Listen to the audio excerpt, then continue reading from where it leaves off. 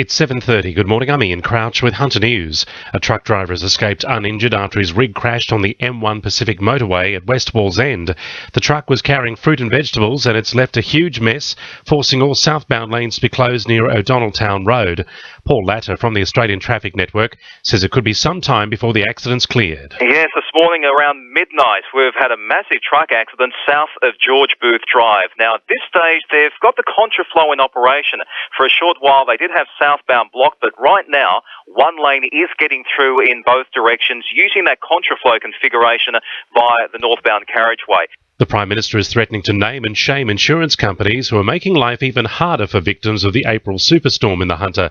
Tony Abbott met with Dungog residents yesterday who told him some insurers are being difficult when processing claims for storm and flood damage. During his visit to the town, he assured them the federal government won't forget them. Meanwhile, Tony Abbott says the government is committed to a sustainable defence shipbuilding industry, but has blamed the job losses at Forjax on the previous government. In terms of Forjax, Forjax is losing work because the former Labor government failed to make decisions in its term. The former Labor government did not place a single naval shipbuilding order with an Australian yard. The Newcastle branch of the SES is getting a new response vehicle thanks to the state government. The state-of-the-art truck is worth almost $200,000 and should arrive by the end of the month as part of a multi-million-dollar funding boost to get the fleet up to scratch. A report is being prepared for the coroner after a woman died in a single vehicle crash at Warners Bay. Sergeant Dave Rose says the woman was the front seat passenger in the car, which slammed into a power pole on Hillsborough Road yesterday afternoon. Emergency services responded and Lake Macquarie Local Area Command officers attended. The passenger of the car, a woman aged 73, was taken to John Hunter Hospital but sadly died on arrival. The driver, a man believed to be aged in his 70s, was taken to John Hunter Hospital also for treatment and mandatory blood and urine testing. Police are investigating a spate of trail bike thefts across the Hunter. In recent weeks, 3 bikes were taken from outside a house at Head and Greta, while thieves also struck 2 properties at Thornton. The Herald reports in one case the victims believe the robbers drugged their pet dogs during the night so they wouldn't wake anyone.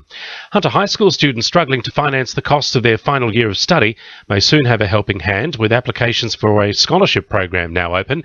The Family and Community Services Youth Scholarship is directed at students living in social housing and provides $1,500 towards study-related items such as IT equipment and textbooks.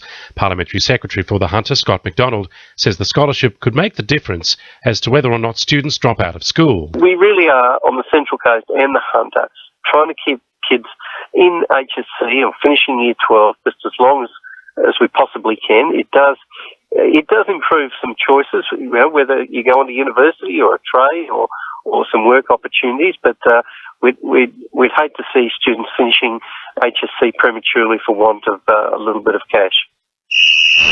Sport, thanks to our sponsor Warners Bay Sports Club. It's shaping up to be a big round for Newcastle teams in the FFA Cup, with a number of teams drawing against major sides.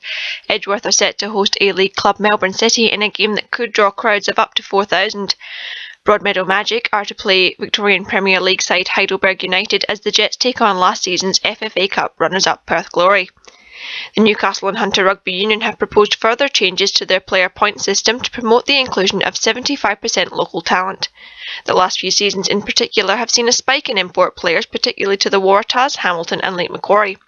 The proposed system has only 2 classifications of player, local and import, instead of the current 10, with the import category including Hunter players from other clubs.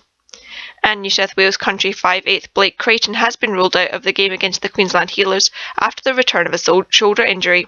The injury allowed Cockatoos import Rapini Mason to debut for the NHRU off the bench in the Greens' win over Southern Beaches.